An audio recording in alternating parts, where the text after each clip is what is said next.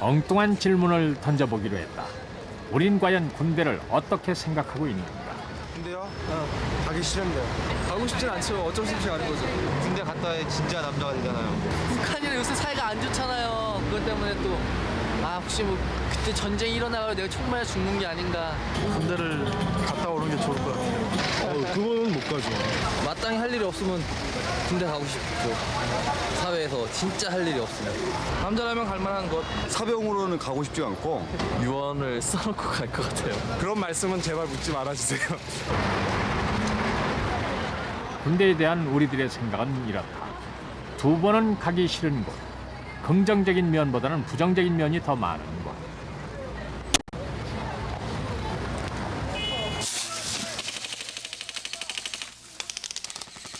그러나 여기 그 군대가 좋다는 사람들이 있다.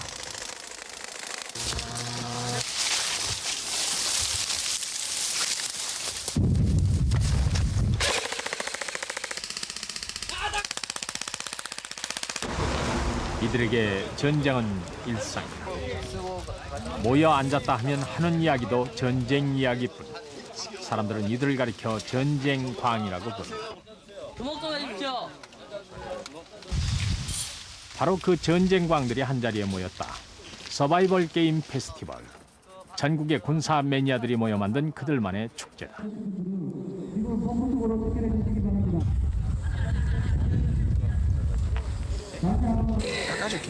이들은 축제의 현장에 자신들이 가장 아끼는 옷을 입고 나타난다. 한국전에 참전했던 미군 군복.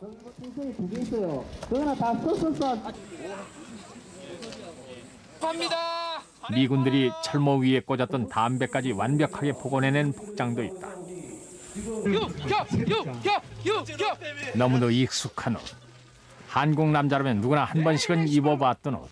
바로 훈련병 옷이다. 옷도 옷이지만 표정의 재현이 완벽하다.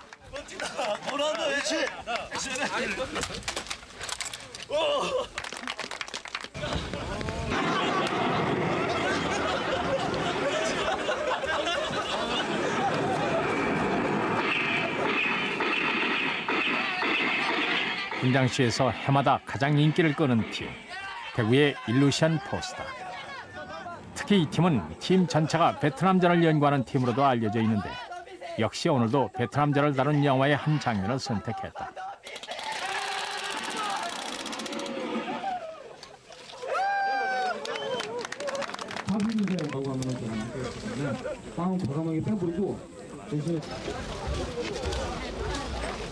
그들 속에 이대영이 있었다.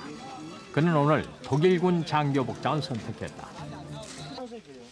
얼마 후 이대영은 다시 특수부대원이 됐다. 전차부대 장교였다가 미군의 특수부대였다가 프랑스로 이라크로 수도 없이 넘나들며 시간을 거슬러 군인으로 변신하는 사람. 사진 속의 그는 분명 영원한 전사였다. 이거 심의관은 아직 일 나온 게 하나도 없나? 사무실을 찾아간 날 이대영은 몹시 바빴다. 바쁘기는 다른 사람들도 마찬가지였다.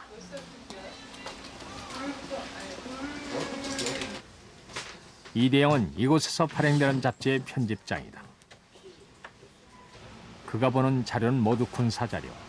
그는 1년 12달 하루 24시간 언제나 이 군사 자료들에 파묻혀 산다. 편집장인 그가 쓰는 원고도 모두 군사 관련 기사들 뿐이다.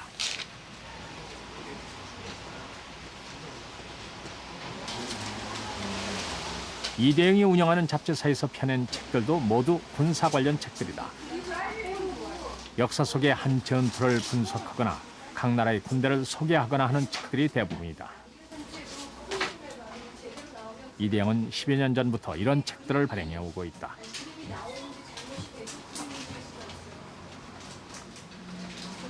솔직히 말씀드려가지고 세상성, 사업성을 그렇게 민감하게 생각해 본 적은 없고 무슨 과학적인 마케팅 리서치도 해본 적이 없어요. 단지 내가 좋아하니까 나하고 비슷한 취미를 가진 사람들이 그냥 있지 않겠나라는 정도만 생각을 했고 안 되면 할 수 없었던 거죠, 사실은. 좋아서 시작한 일이 이제는 아예 직업이 돼버렸지만 이렇게 되기까지 웃지 못할 사연도 많았다. 돈 들어간 거는 한 번도 생각을 안 해보았는데 제가 신혼 초에 직장 생활을 할 적에 그때도 뭐 한 푼이 생기면 책 사고 두 푼이 생기면 책 샀으니까 정확한 가격이나 이건 기억도 못 하니까 그냥 대충 이거 한 권에 10,000원 잡고 대충 얼마나 될까 이거 꼽아보니까 그때 한 1,300만 원 되더라고요. 그때 산 집이 얼마짜리냐 하면 1,150만 원짜리였어요. 그런데 모릅니다, 집사람은. 그거 알았으면 아마 그 책값의 진실을 알았으면. 이제는 직업이 되어버렸으니 그 시절 월급 봉투를 축내가며 해야 했던 일들도 이제는 합법화된 셈이다. 가족들에 대한 미안함도 많이 줄었다. 풍족하진 않지만 어떻든 이대영은 지금 이 일로 먹고 산다. 이 일에 이대영은 지금 대단히 만족하고 있으며 그만큼 행복해 보였다.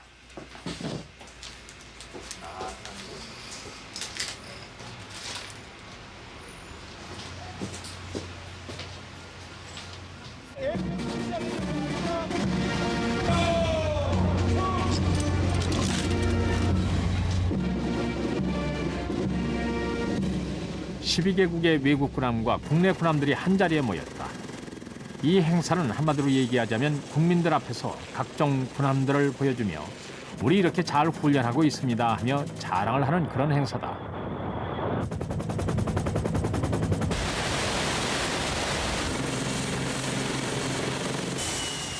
이런 행사에 이대영이 빠질 리가 없다. 우리나라에선 처음으로 열리는 관함식이고 또한 이런 기회가 아니라면 군 장비를 직접 볼 수 있는 기회도 흔치 않기 때문이다.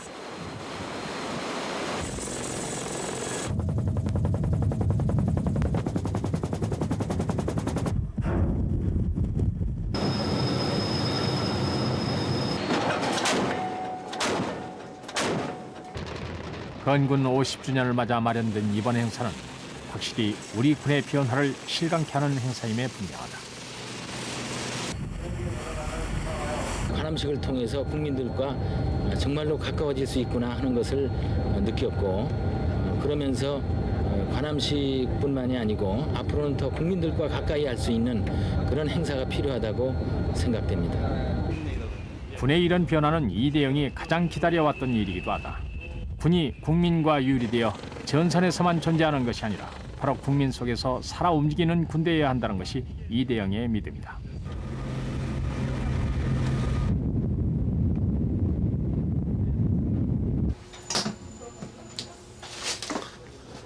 이대영은 관함식 소식을 이번 달 플래툰의 특집 기사로 결정했다.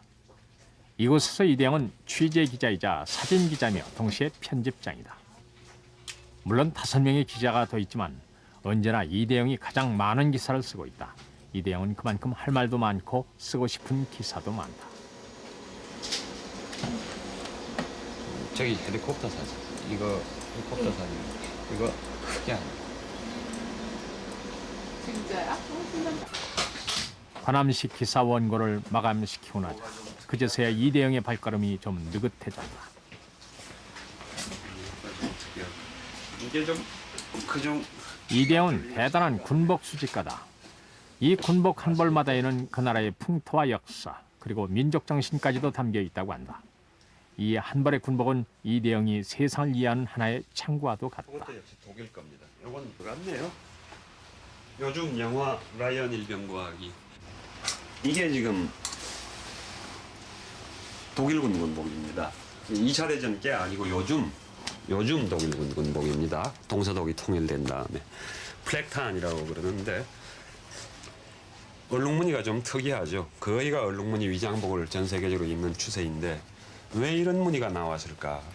독일의 풍토라는 것이 독일의 산의 색깔이라고 모양이라는 것이 기차를 타고 지나가면서 이렇게 보면 영락없이 이색입니다. 독일군은 해외 파병이 금지되어 있습니다. 평화헌법, 2차 대전 끝난 평화헌법은. 자기네는 외국 갈 일이 없어요. 독일군은. 독일 안에서만 싸우면 되는 겁니다. 그러니까 자기네 환경, 자기네 독일 국내 환경에 가장 적합한 옷이면 되는 거예요. 그래서 보면은 독일의 수풀과 똑같은 색깔이 나오는 거, 요런 거. 그 다음에 거기 반해서 여기는 없습니다만 미군 군복 같은 경우에는 우드랜드라고 하는데 그거는 컴퓨터가 디자인한 옷이거든요. 무늬 자체를, 위장 무늬 자체를. 전 세계의 환경이나 야외 환경의 색깔, 계절 요거를 입력을 시킨 다음에 공통 추출되는 것. 뛰어나지는 않더라도 세계 어디서나 어느 어떤 환경에서도 무난한 위장 효과를 발휘하는 옷. 요 표준치를 추출해 만든 거거든요. 그거는 뭐를 말하느냐. 미군이 안 가는 데가 어디 있습니까? 각기 환경에 맞는 옷을 수십 벌을 만들 수는 없다고요. 거기서 뭐 세계의 경찰, 미군의 일면을 엿볼 수가 있죠. 한국 군복의 발전 단계라는 게 딴 거 아무것도 없고 항상 미군을 뒤따라왔거든요. 줄곧. 미군이 바뀌면 곧 바뀌었어요. 미군을 통해서 실전에 효과가 입증한 걸 그대로 채용한다. 나름대로 현명한 면이 없는 건 아닌데 이런 얘기를 들은 적이 있어요. 우리 상록수 부대 예전에 소말리아 파병되던 병력들이 입었던 복장이라는 게 그대로 미군 사막 위장복. 미군이 그걸 입고 갔으니까 똑같은 패턴을 우리도 똑같이 만들어 입고 갔지 않습니까? 가가지고 근데 그 나라에서 미군이라는 게 별로 인기가 좋지를 않은 모양이더구만요. 그런데 우리 상록수대 장병들 얼마나 참 국위선양하고 왔습니까? 군기엄정하고 잘했는데 거기 사람들이 그런 얘기를 한다고 그러더군요. 왜 한국군은 미군하고 똑같은 옷을 입고 있냐고.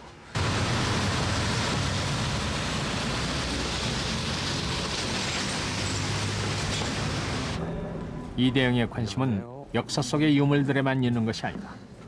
현재 사용되는 현대의 무기. 이곳에서는 그 총을 직접 만져볼 수가 있다. 이거 제대로 맞을까 모르겠다. 총은 좋은 총인데 아마 캄보디아에서 썼으면은. 캄보디아제입니다. 캄보디아제. 아니에요, 체코제예요. 이건 미국에서 라이센스 생산한 건 모양인데요. 이태리제 오리지널보다는 조금 정밀도가 떨어진다는 얘기가 있어요. 38 스페셜. 이대영의 군사 지식은 거의 전문가 수준. 이 한 자루의 총에도 군복과 마찬가지로 수많은 역사와 얘기들이 담겨 있다. 직접 만져볼 수 있다는 것은 좀 더 그 역사에 다가서는 일이기도 하다. 표적지입니까? 네.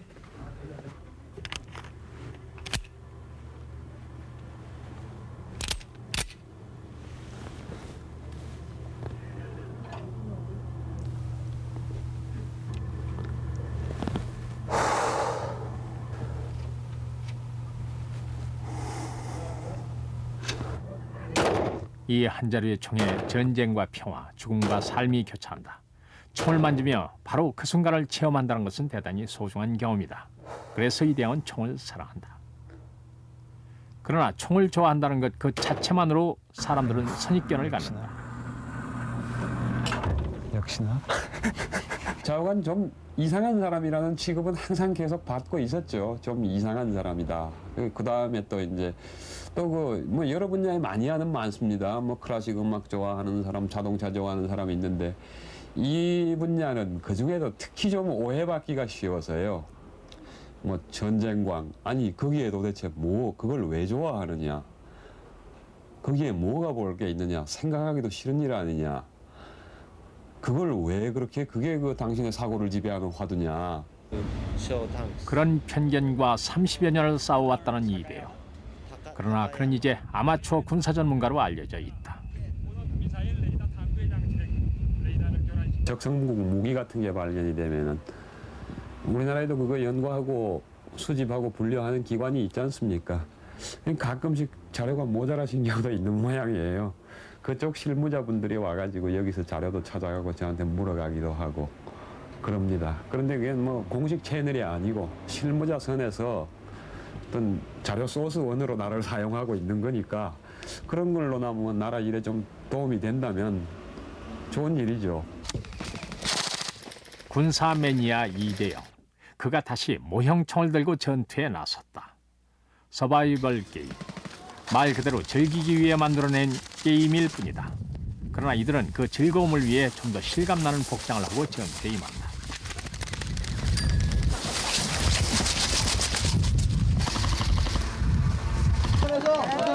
모든 군사 매니아들이 이 서바이벌 게임을 즐기는 것은 아니다. 그러나 서바이벌 게이머는 가장 대표적인 군사 매니아 집단으로 군사 매니아 분야 중 그 숫자도 가장 많다. 바로 그들 중에 안형이가 있다.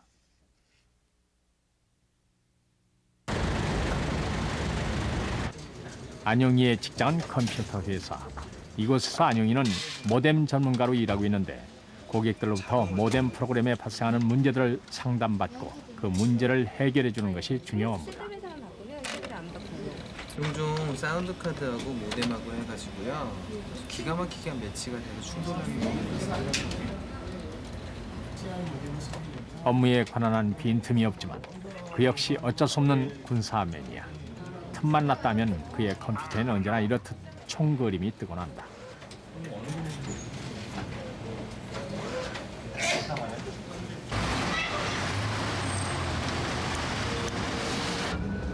회사가 끝나자마자 안영이가 찾아온 곳. 방배동에 자리 잡고 있는 밀리터리 샵이다.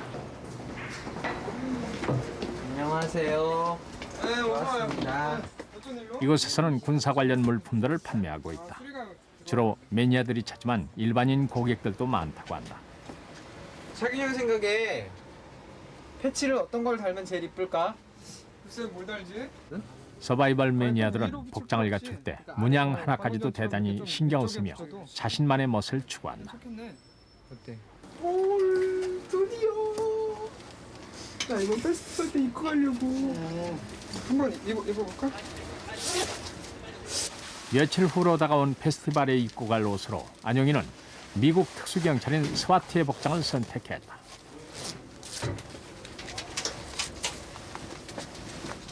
복장에 따라 총을 맞추는 것도 중요하다. 총은 이미 준비된 상태이기 때문에 오늘은 추가로 권총 지갑만 준비하면 된다. 그렇죠. 색칠한 게 아니고 사출 자체 성형색.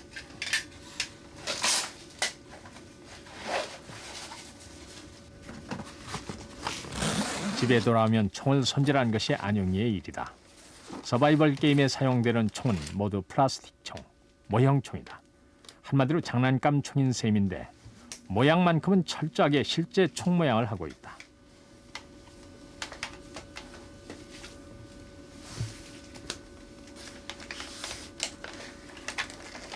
실제로야 어떻든 그 총을 들고 있는 순간만큼은 안영이의 마음도 실전에 임하는 병사와 조금도 다르지 않다.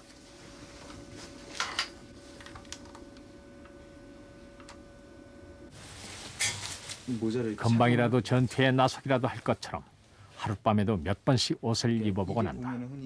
입고 있으면 그냥 좋다고 한다. 저격수로서 활동을 할 때 사용하는 복장이고 이 위장복은 안영이가 직접 만들었다. 이거를 대체로 만드는데 한 달, 2달 정도가 걸려요. 일일이 손으로 묶고 페인팅하는 작업하고 그런 부분들 때문에요.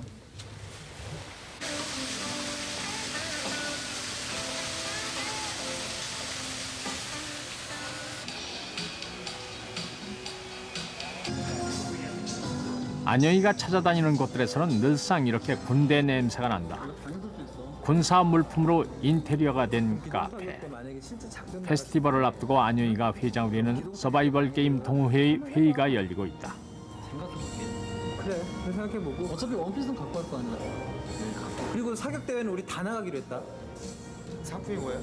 다이어슬런도 있고 순수 사격도 있고. 그러니까 15m 권 핸드건하고 랩터 마크는. 회원들은 모두 직장에 다니는 회사원들이다. 빨리 붙여. 페스티벌 안영이 팀의 회원은 전체 7명. 사격 대회 규칙. 7명 가지고 무슨 동호회냐 싶지만 사실 이들은 회원이 더 늘어나길 원하지도 않는다.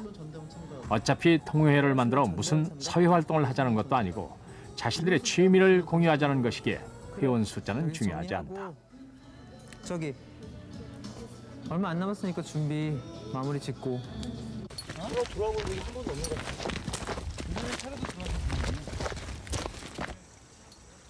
토요일 오후 페스티벌을 앞두고 안영이 팀이 연습 게임에 나섰다. 어찌 보면 결전을 앞두고 치러지는 마지막 훈련인 셈인데 벌써 상대팀은 도착해 있었다.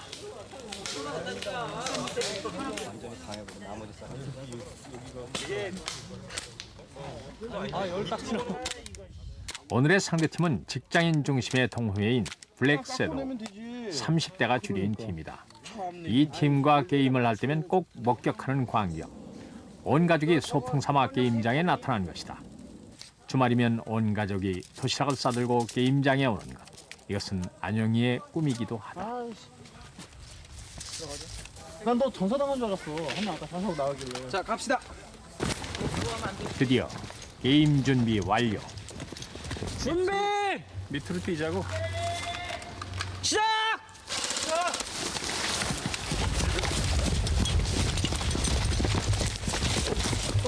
뭐야, 벌써 날라와?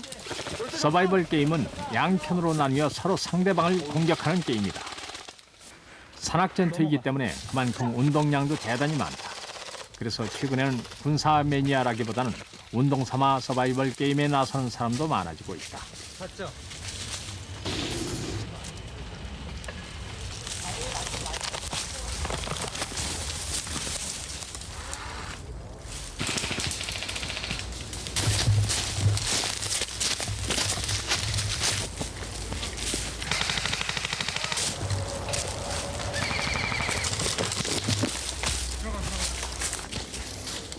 이들이 사용하는 총알은 비비탄이라는 콩알만한 플라스틱 총알로 맞으면 따끔할 정도.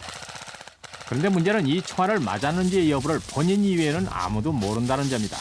오직 게이머의 양심에 따를 수밖에 없다.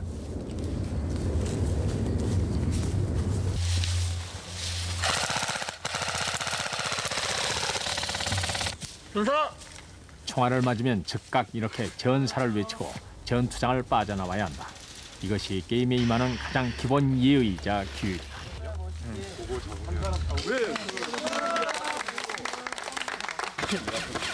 이렇게 또 한 차례의 게임이 끝났다. 이제 다음 주 페스티벌 현장에서 이들은 다시 만날 것이다. 오늘 게임 즐거웠어요. 자, 페스티벌을 향하여 하나, 둘, 셋, 화이팅! 주말마다 산악전투를 하며 자신들만의 문화를 만들어가고 있는 군사 매니아들. 이들의 문화를 과연 어떻게 해석해야 할까? 90년대 마니아의 등장이 갖는 의미는 바로 문화예술이 수용자에 의해서 재해석되고 재평가되고 그리고 다시 재창조될 수 있다는 가능성을 보여줬다는 점입니다. 문화라는 게 원래 이 다양성을 기조로 하고 있습니다. 21세기다, 뭐 다원화 시대다 이런 얘기를 많이 하고 있는데 사실 90년대 중반까지만 해도 우리나라는 왜곡된 현대사의 여러 가지 이유에 의해서 특히 어떤 군사 문화랄지 획일적인 교육이랄지 이런 것 때문에 문화의 다양성이란 건 전혀 일고의 가치조차 없는 것처럼 되어 있었죠.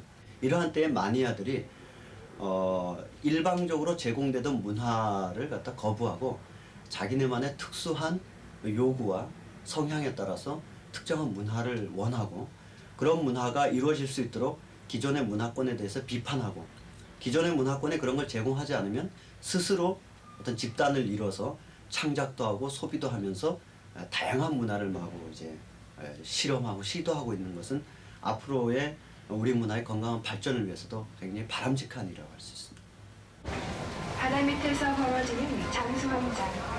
그 잠수함에 작전 배치를 둘러싸고 미국, 러시아. 매니아들은 이제 세상을 향해 자신들의 목소리를 내놓기 시작했다. 이날의 사인회는 그 하나의 징표다. 베스트셀러에 오른 소설 풍해 저자 김경진과 진병관. 이들은 군사 매니아다. 이들이 세상에 내놓은 소설 역시 전쟁 소설. 우리 문단의 본격 전쟁 소설은 별로 많지 않다. 이들은 거기에 또 다른 가능성을 열어놓았고 특히 이들의 치밀한 군사 전문 지식은 전쟁 소설의 요건을 충분히 갖추고 있다. 역사하고 결합이 돼가지고 동해가 우리 바다라는 것을 여러 가지 논거에 의해서 주장을 하고 그리고 신형 잠수함 사업에서 이을리급 잠수함이 왜 좋은 잠수함인지 핵 잠수함이 아닌 디젤 잠수함으로서도 이렇게 충분한 역할을 국토 수호를 할 수 있다는 것을 보여주는 그런 소설입니다. 동해를 발표하기 전 김경진은 이미 데프콘이란 또 한편의 전쟁 소설을 내놓은 바 있는데 이 소설 역시 40만 부 이상이 팔린 베스트셀러였다.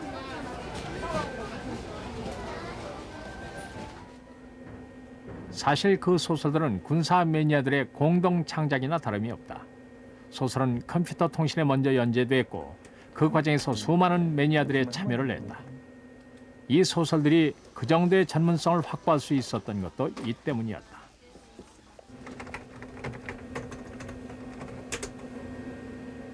군사동의 통신방에 들어가 보면 우선 그들이 올리는 글들의 전문성에 놀라게 된다.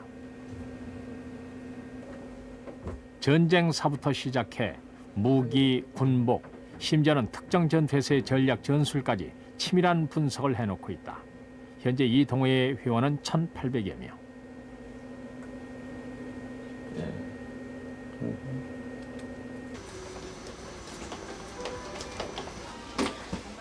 군사동호회의 회원인 이우람. 미군 전문가로 통하고 있다. 특히 미국의 전쟁사에 관한 한 동호회에서 그를 따라올 사람이 없다. 군사동호회 회원들에게 영어는 기본이다. 국내 자료가 너무 빈약하기 때문에 외국 자료를 봐야만 하고 그러자면 영어를 하지 않을 수 없다. 원서이다 보니 책값도 만만치 않다. 그러면 3,200원입니다. 다른 통신 동호회와는 달리 이들은 컴퓨터 밖에서도 자주 만난다. 다들 빠듯한 월급쟁이 아니면 학생이다 보니 누가 책 한 권 구했다면 여간 부러워하지 않는다. 40파운드라고 그래서 대충 찍어왔는데 알고 있어. 나 술꾼이야. 지금 전사 세미나 하는데 지금 대충 기획을 해본 게 그 시간이 2시간 반으로 정해져 있지 않습니까? 너무 전사만 하면 또 사람들이 재미없을 테니까 그냥 좀 나눠갖고 어차피 이들은 오는 11월 중순 전사 세미나를 준비하고 있다. 마침내 컴퓨터 밖의 세상으로 고개를 내밀려는 것이다. 독일군이 이쪽에서 이들은 이 세미나에서 역사 속의 전투를 다룬 전쟁 영화 중 잘못 묘사됐거나 왜곡된 부분들을 조목조목 지적하려 한다.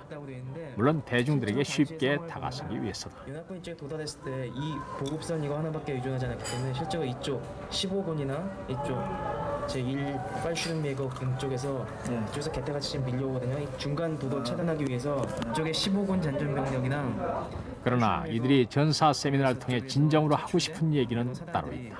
이쪽으로 밀려오는 거죠. 전쟁이라는 것이 어떻게 보면 가장 비인간적인 그런 상황이면서도 어떻게 보면 가장 인간적인 모습이 나타나는 그런 또 매력이 있거든요.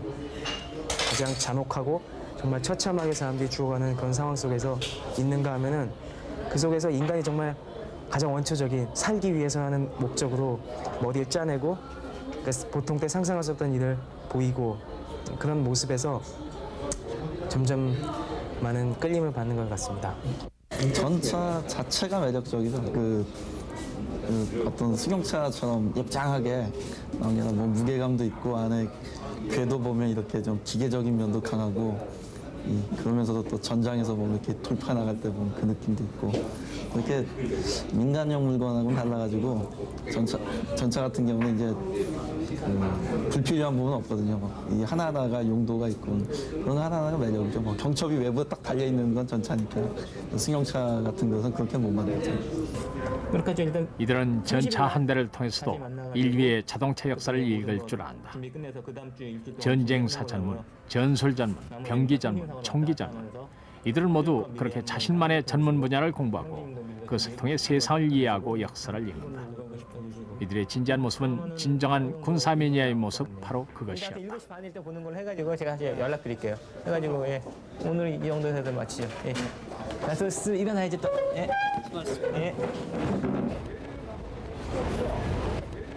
그리고 여기 또 한 명의 군사 매니아가 있다. 틈만 나면 황학동 벼룩시장을 뒤지고 다니는 김재형. 이곳에서 그를 모르는 사람은 없다. 초등학교 때부터 다니기 시작했으니까 벌써 20여 년의 인연들이다. 김재영은 요즘 50년대 한국 군복을 찾고 있다. 한국 거야. 아이, 저것이 옛날 거 이거 기억나니까. 이게 아니에요 이게. 이건 있어요. 옛날 융으로 된 거 70년대 거. 할머니 좋았어요. 예, 아이고 오래간만에 왔네. 요즘에는 이곳에 올 때마다 속상한 소식들을 듣게 된다. 어저께 일본애가 와서 일본에? 한 번씩 오는데 한 20만 원씩 사왔어. 어제 20만 원씩 사왔어요 일본 애들이? 뭘로? 코리아 한국 거? 한국 거만. 결국 오늘도 헛걸음이 되고 말았다. 예.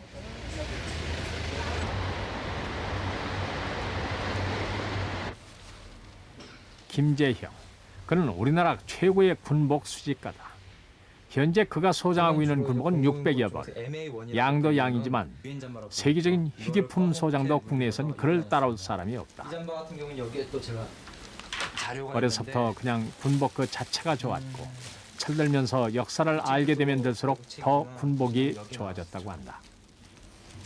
이 병사가 입고 있는 게 유엔 잠바인데 한 시대를 제가 공유한다 개인적으로. 이 물건을 입고 있을 땐 나는 2차 대전에 있는 사람이에요. 병사예요. 2차 대전 때 공중에서 폭격을 하고 있어요 지금. 내지는 내거더 장군하고 같이 놀고 있어요. 롬멜하고 지금 같이 보고 있어요. 그런 상상을 할 수 있게끔 하는 보조수단이죠. 역사의 한 장면에 제가 들어간다는 거죠. 이런 것을 모으고 입어봤을 때. 이제 덕 헌터라고 하는 그런 무늬로 만든 공수부대 원피스입니다. 그다음에 이것은 그는 이 많은 군복들을 마치 무슨 예술 작품 대하듯 한다. 그냥 걸어놓고 있을 뿐인 군복들이지만 철따라 세탁을 해주고 통기를 해줘가며 보존을 한다. 일단 희귀품들이 많은 탓이기도 하지만 이 한 벌 한 벌에 담긴 뜻이 갈수록 새롭고 또 이 한 벌 한 벌을 구하기 위해 바친 그간의 노력을 생각하면 어느 것 하나 소홀히 할 수가 없다. 미군 조종사들이 이제 1950년 일산에서 제가 버스를 타고 가는데 인부가 지하철 인부였는지 기억은 안 나요. 근데 건설 현장 인부가 베트남전의 그 리프 패턴 바지를 입고 철근을 나르는데 버스는 타고 가고 중간에 벌떡 일어나서 운전기사한테 아저씨 나 급한 일 생겼다고 여기 내려달라고. 그럴 때 그 아저씨가 내려줬어요. 그래서 내리자마자 횡단보도 지나가다가 차에 치여 한번 사고 당할 뻔 적도 있는데 하여튼 어떻게 갔는지 모르겠어요. 그 집까지 뛰어가서 그 인부 붙잡고 달라 그랬어요. 그랬더니 맨 처음에 안 주신대요. 그분도 자기 좀 할 거 일이 있는데 그걸 어떻게 주냐고 제 옷하고 바꿨어요. 그 바지를 갖고 집에 돌아오면서 땀 냄새 나는데 그거를 일단은 그 라벨을 확인하는 거 진짜인지 진품인지 그 냄새. 그럼 옆에 있는 아저씨는 막 인상을 써요. 냄새 난다고. 그거를 쫙 잡고 그때 눈물이 나더라고요. 이 중에서 제일 오래된 그는 군복의 모든 것, 그러니까 군복을 이루는 지퍼 하나까지도 수집을 한다. 일명 부자재라고 불리는 것들인데 군복에 달렸던 패치나 단추까지도 모두 그의 수집 대상이다. 이런 것들이 모여 군복을 이루기 때문이다. 해군 거, 뭐 우리 육군 거 이런 식으로 이제 지퍼가 들어가고요. 자, 지금 더블백이 하나, 둘, 셋, 넷, 다, 일곱, 여덟, 9개가 있고 더 이상은 집안에 쌓아둘 곳이 없을 정도다. 김재영은 이 방대한 양의 군복들을 모두 한 가지씩의 주제로 묶어 보관하고 있다. 나라별로 묶기도 하고 시기별로 묶기도 한다. 그의 더블백 하나가 열릴 때마다 한 시기의 전쟁, 한 나라의 역사가 열리는 셈이다. 그는 이제 이 역사를 공유하고 싶어 한다. 두번 이거를 제가 몇 번 참. 제가 여력이 된다면은 소위 말해서 전시실 정도 조그마한 한 4평 남짓한 전시실에서 뭐 매월 테마를 정해서 한번 전시를 한다든지 상설 전시장을 한번 뭐 제공을 받는다면 그렇게 한번 전시를 하고 싶습니다. 정말 해군 몇 년도부터 몇 년도까지 미군이면 미군 이런 식으로 한번 상설 전시를 하고 싶은 게 제 꿈입니다. 저는 이런 관념을 갖고 있습니다. 군복은 아름답다. 아니면은 아예 3만 원에 서바이벌 게임 페스티벌이 어느새 내일로 다가왔다. 행사를 앞두고 서울 지역의 서바이벌 게임 팀장들이 자리를 함께했다. 현재 서울에서만 20여 개의 팀이 활동하고 있다. 해서 남으면 전에 말씀드렸던 대로 올라올 때 음료수를 돌리든지 언제나 게이머들이 보면은 무슨 날 뭐 있어요 그러면 연락 하도 안 하다가 전날에 저 내일 게임 있죠 갈게요 다 그런 식이에요 지금. 이번 토요일날까지 연락을 안 해주면 무조건 다 자른다고. 무슨 노래 받지 않을 테니까 알아서 가든 말든 하라고. 차량을 딱 끊어버려요. 서울에서 2대 출발. 전국의 서바이벌 팀들이 다 모이는 대규모의 행사인 만큼 준비할 것이 한두 가지가 아니다. 할 일은 많은데 다 직장 생활을 하고 있는 처지다 보니 이래저래 고충들이 많은 모양이다. 예술재단 한 곳으로 고정합니다. 이번에 페스티벌을 주최하는 서바이벌 연맹의 서울 지부장까지 맡고 있는 안용이는 이래저래 2배로 바쁘다. 그래도 좋아서 하는 일. 그의 얼굴은 여전히 밝다. 페스티벌 잘 치르고 다녀오시다고 악수하는 걸로 끝내시죠. 내가 그럼 페스티벌에서 보죠. 네. 악수 한번 치세요. 수고했어요. 네. 중요한.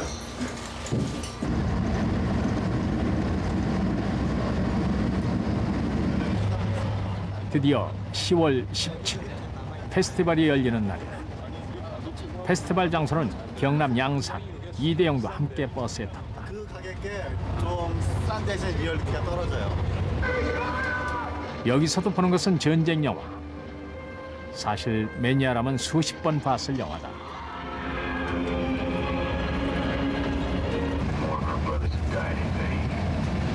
본부성에 가셔갖고 접수 상황 확인하시고 그 다음에 숙소 배정받아서 숙소 가서 짐을 푸십시오.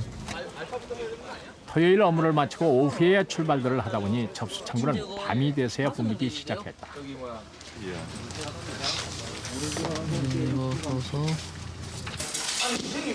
경남 팀들은 일찍 도착해 이미 한 차례 게임을 마친 상태. 서울에서 금방 도착한 게이머는 도착하자마자 대뜸 완전 군장부터 꾸리고 본다.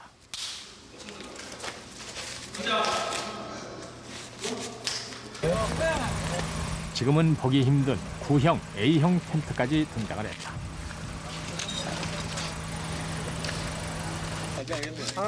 언제 그렇게들 갈아입었는지 밥도 먹는 둥 마는 둥 어느새 완전 군장을 하고는 하나둘씩 운동장으로 모여든다. 룰 설명하고 게임 들어가겠습니다.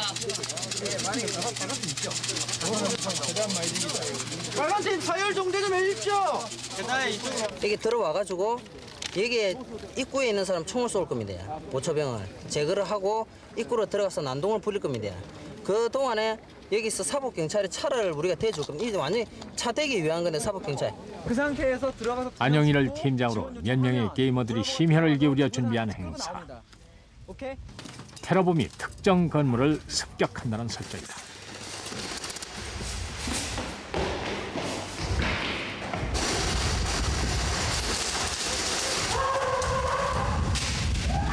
테러범들은 일단 건물을 접수하는 데 성공했다.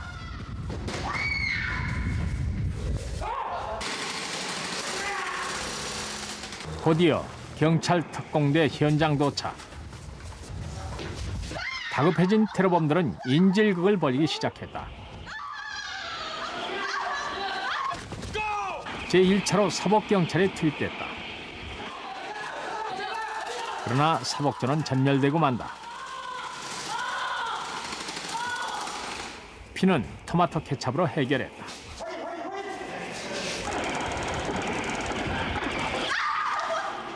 인질로 잡힌 게이머의 연기는 완벽에 가깝다. 완벽하기는 다른 게이머들도 마찬가지. 사실 이들은 상황만 설정해 놓았을 뿐 모든 것은 서바이벌 게임처럼 약속 없이 진행되고 있다. 비비탄을 맞으면 전사해야만 한다. 그러나 인질이 잡혔으니 함부로 총을 쏠 수가 없다. 머리 숙여!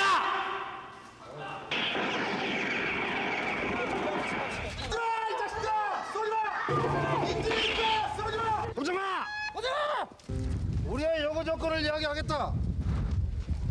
앞집 만화방에 5,300을 빌린 거 있다. 갚아줘. 되겠나? 그리고 뒷집 중국집에 간짜장 2그릇 시킨 거 있어. 갚아주겠냐? 웃지 마. 요구 조건은 묵살됐다. 바야흐로 특공대의 진압 작전이 시작되고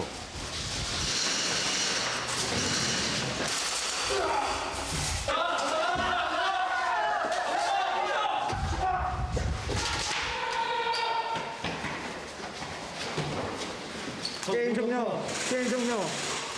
게임은 결국 테러범의 완패로 막을 내렸다. 알파 주변 정리하고. 알파팀. 브라보 뒤로 후퇴. 바깥쪽에 상황 정리해 브라보.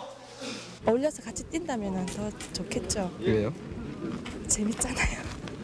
하다 보면은 그 산 같은 데를 뛰어다니기 때문에 운동도 되고 그리고 적당한 긴장감도 있기 때문에 그 밖에서 스트레스 받는 거에 대해서 좀 풀 수 있고 그래서 그런 감이 좋습니다. 일찌감치 야간 산악게임 한 판을 뛰고 난 팀들은 둘러앉아 술판을 벌린다. 이 팀들은 아마도 이것으로 오늘 전투를 접을 모양이다. 준비. 고기 위에. 새벽 1시쯤 또 몇 개 팀의 야간 전투가 시작됐다.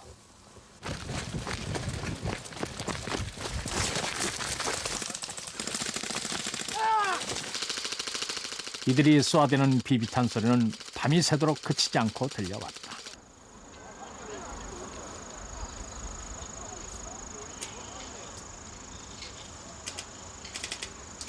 고맙습니다. 박수 주세요. 다음 날 오전 페스티벌의 하이라이트 군장쇼가 시작됐다. 군장쇼는 게이머들이 특정 부대의 복장이나 특정 전투를 재현하는 것이다. 그런데 이번에 무대에 오른 팀은 바로 플래툰의 기자들. 심사위원장을 맡은 이대영은 심사를 포기한 듯 웃고만 있는데 기자들은 영화 라이언 일병 구하기의 한 장면을 열심히 재현하고 있다. 복장은 영화에서 그 밀러 대위 역할 그 복장과 똑같이 준비를 했습니다. 보시는 바와 같이 그 M194의 자켓이고요. 포순 탄입대, 그다음에 초기형 캔틴, 그다음에 바지, 갑반이라고 하죠. 레깅스까지 완벽하게 준비를 마쳤습니다. 영화 라이언 일병 구하기는 최근에 만들어진 영화 중 그래도 가장 실제 상황에 가까운 복원을 해냈다고 평가받는 영화다. 플래툰의 기자들은 이 영화에서 톰 행크스가 입었던 바로 이 옷을 재현해내고 있는 것이다.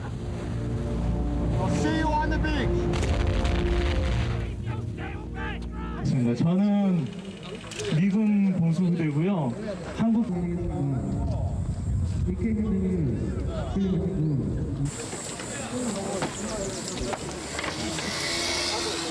행사 기간 내내 한켠에서는 벼룩시장이 열리고 있다. 군사 물품을 판매하는 것인데 사실은 물물 교환도 활발하게 이루어진다.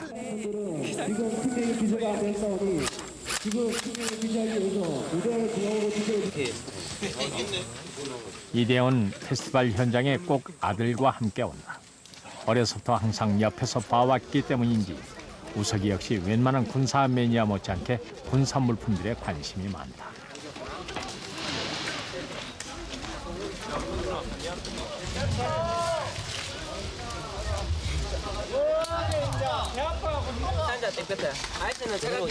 드디어 총력전의 시간이 다가왔다. 300여 명의 페스티벌 참가자 전원이 게임에 나서는 시간. 보통 서바이벌 게임은 최후의 1인이 남을 때까지 전멸전을 펼친다. 그러나 사람이 워낙 많다 보니까 일정 시간을 정해놓고 전투를 하기로 했다. 여기서 이렇게 돈 들고 여기는 어떻게 들어가? 여기 운동냐? 완전히 이건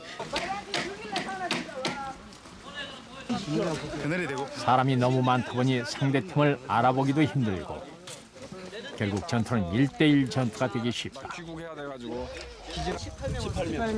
몇몇은 서로 힘을 보태자며 작전을 짜보기도 하고. 거기서 지금 현재 지도가 지금 안 나와 있는데 원래 지금 당초 계획대로 하려면은 지도를 가지고 거기서 지도를 충분히 숙지하셔야 되면 아마 좀 여기서 난전이 이대영도 어느새 전투복으로 갈아입었다.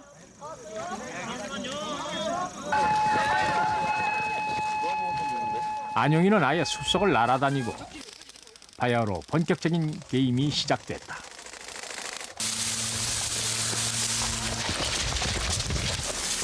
왼쪽에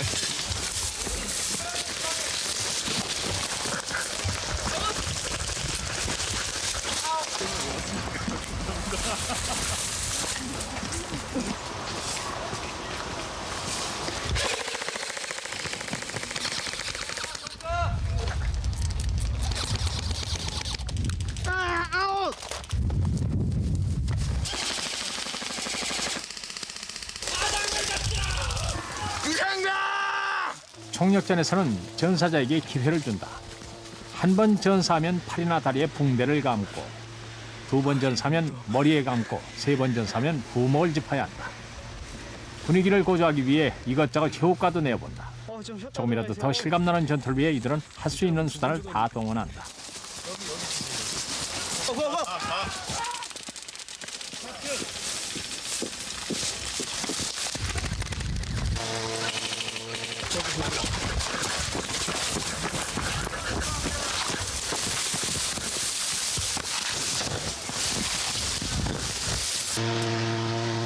서바이벌 게임은 하나의 병정놀이다. 놀이로서 철저한 규칙이 있고 룰도 있다. 그 누구에게 피해를 주거나 위협이 되는 것도 아니다. 그런데 이들이 가지고 노는 장난감의 모양이 총 모양을 하고 있다는 그 이유 하나만으로 이들이 전쟁 광으로 불리는 것은 분명 너무 부당한 일이다.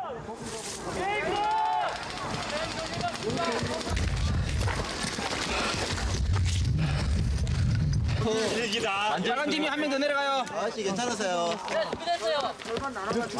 아니요. 혼자 거기서 버텼는데. 전쟁을 좋아한다기보다 게임을 하고부터는 전쟁을 더 새롭게 보죠.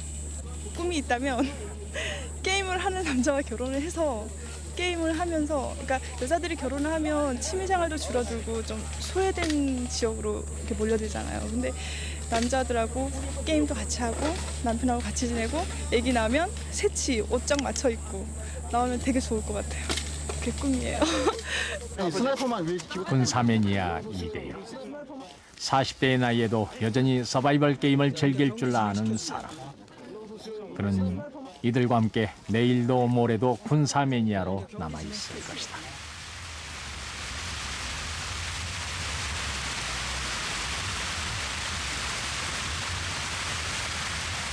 앞으로 넘어가는 거 같겠네. 옆으로 또 2개 있잖아, 봐봐. 저기 한 개. 어우, 우석이는 이곳을 이대영보다 더 좋아한다. 궁금한 것도 어찌 그리 많은지 질문이 끊이지를 않는다. 그러는 거야. 헬리콥터는 어떻게 나는 거예요? 헬리콥터? 로타. 질문이 계속된다. 헬리콥터는 어떻게 나나? 비행기는 어떻게 날며 탱크는 무엇이며 총은 또 무엇인가? 비행기가 어떻게 돼? 따라서 막 돌아버리지. 그러나 우석이는 언젠가 이 질문 끝에 이렇게 물을지도 모른다. 아빠, 그렇다면 전쟁은 무엇인가요? 전쟁은 무엇인가? 이대영은 아직도 그 대답을 준비하지 못했다. 잡아주는 거야. 그러나 적어도 이 말만은 해줄 수 있다. 전쟁은 바로 우리들의 역사라고. 노래 아주 멋있다. 바다 위에서 보면 더 멋있어. 이런 추운